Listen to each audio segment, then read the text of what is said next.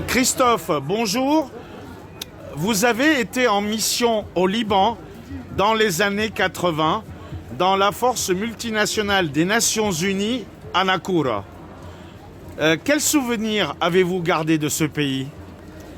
Disons qu'on a vu un pays déjà en guerre, avec beaucoup de soldats, beaucoup de tous les citoyens libanais.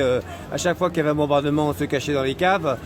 Mais on voyait quand même qu'il y avait une vie quand même assez vivante, parce qu'il y avait les fêtes foraines où les gens y allaient et tout.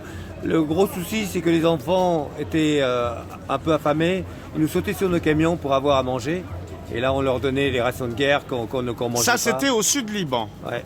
D'accord. Eh ben, entre Beyrouth et Nakoura. D'accord. Vous vous souvenez de l'attentat de Drakkar 1983, lorsque des soldats français sont morts au Liban, lâchement assassinés par le Hezbollah? Oui, mais je me rappelle de ça, mais ils n'ont pas été... Pour moi, c'était un fourgon miné qu'on a mis sur l'ambassade américaine, déjà la première. Non, on va parler des soldats français. Les soldats français, les 55, que je sais qui sont morts là-bas. C'était au mois d'octobre, c'était le 25 si je ne me trompe pas, parce que j'ai plus en mémoire. Et on a eu quand même pas mal de pertes.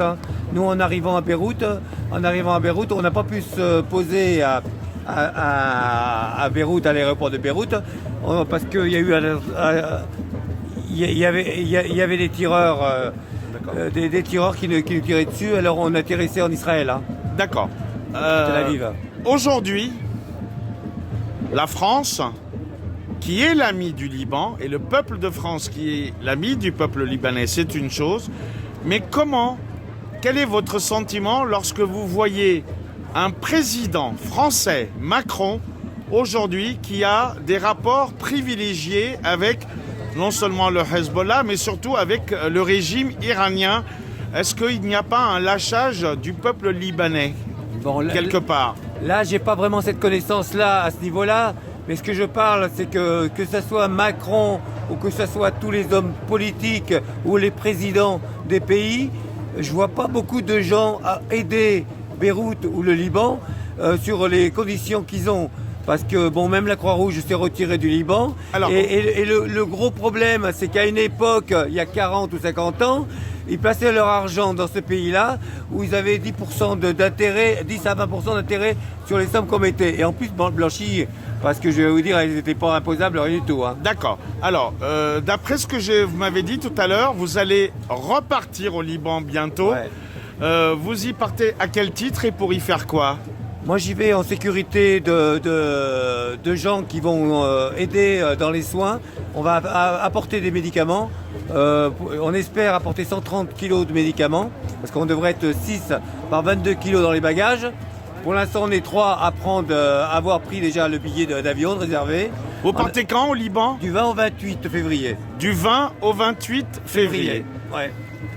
Oui. Voilà. Écoutez, merci pour tout ce que vous faites, Christophe.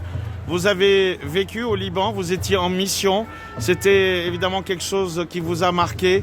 Et au nom des compatriotes franco-libanais et du peuple libanais, je tiens à vous rendre hommage parce que vous partez comme volontaire avec une ONG, avec vos propres deniers, pour amener des médicaments au Liban. Tout à fait. Mais les Libanais, il y a beaucoup de Libanais qui ont fait des études en France.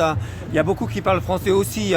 Mais moi aujourd'hui, je voudrais vous remercier, monsieur. Merci. Merci pour tout ce que vous avez fait et pour ce que vous allez faire encore pour le Liban. Merci. Et aujourd'hui, vous êtes venu à la manifestation ici à Paris contre la politique de Macron et la sécurité globale. Comment vous pouvez l'expliquer aux Libanais, ça? Disons que nous les Français, on est dans une prison.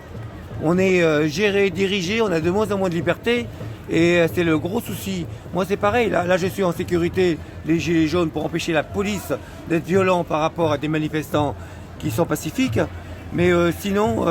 Alors, on parle d'État policier. Est-ce qu'il y a vraiment des violences de la part du gouvernement actuel de Macron envers les manifestants, envers les revendications du peuple français souverain?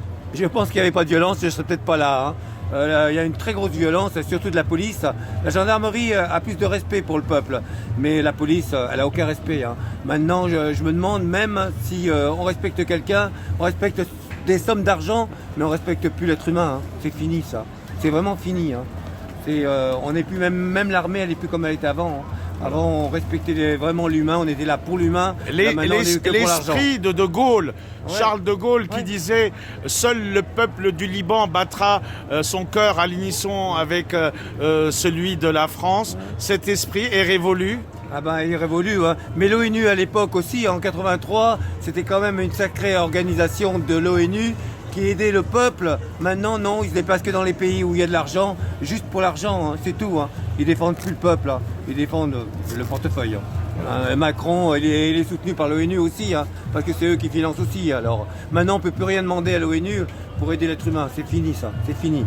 Je porte le béret en honneur de ces temps passés, mais c'est juste pour ces temps passés. C'est tout pour mon passé. Voilà, c'était Christophe كان جندي بالعسكر اليونفل موجود كان بلبنان ب 83 بناقورة واكيد خلص دوره من زمان بس بعده له حق يكون لابس هالبرنيطة وراجع على لبنان بعد كم اسبوع ليساعد الشعب اللبناني وهو اصحابه جايبين معهم دواء. Merci beaucoup Christophe. Merci. Merci.